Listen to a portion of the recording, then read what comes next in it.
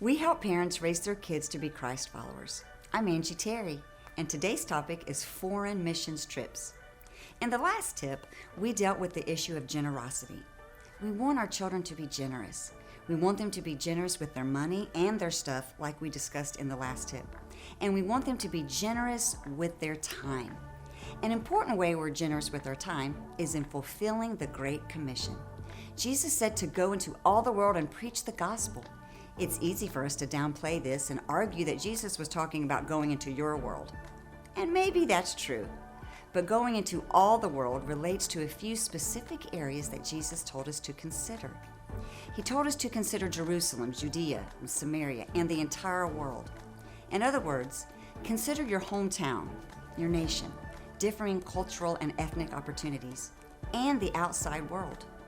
Foreign missions provides the older elementary age child with the opportunity to be a witness to that outside world. There are a few things this can do in a child's life.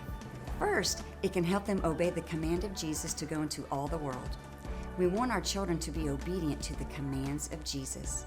This is just one more way your child can experience what it is Jesus has for them there that they could never get here. Second, it can be an antidote to materialism. When you expose a child to a third world country, it can be a real eye-opening experience. They get to see for themselves how other people live. They can see you don't have to be addicted to your phone to be happy. They can feel empathy for those who are not as fortunate as they are. Third, it can create bonds you never expected.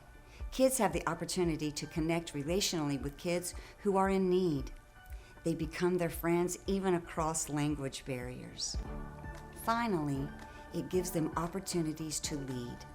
When you take a child out of their comfort zone and put them in a place where they see a need they can meet, it can give your child a real sense of purpose and accomplishment when you take them on a foreign mission trip.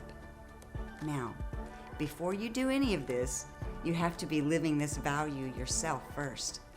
Think about taking a trip yourself before taking your child. You don't have to choose something crazy. Just go down to Mexico or somewhere where you can get your feet wet. Gain the experience and then take your child back there with you. Consider making this a requirement or standard for their coming of age ceremony. God uses your desire to raise your kid right to get to your heart. Thanks for listening to me. Now take a moment and let Him speak to you.